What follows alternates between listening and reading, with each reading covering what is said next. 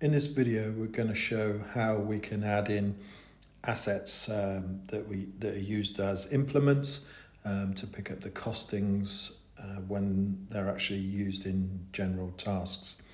So we can put our implements into categories. If I go into the implement category in Master Setup, I can see I've got a number of different categories there. So similar to the machines, if I go into one of the categories, I can then add a general assessment layout for health and safety reasons, and I can also add an implement daily checklist. So whenever I go to use the implement, I've got to fill in a checklist to make sure that the implement is fit for purpose and again forms part of a health and safety and audit capability.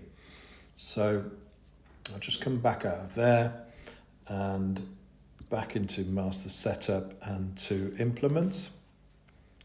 So in the Implements section, I can add a new implement, and this particular case I'm going to add a bed former and give it the category of cultivations.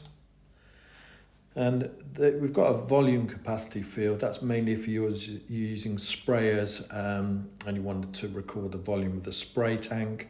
That's useful in the crop input section when it's calculating how many tanks you're going to need.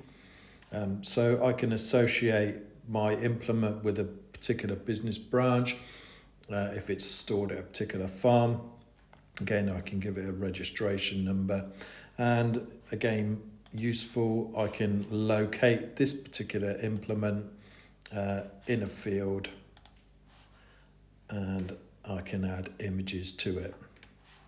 So if I just press the save button,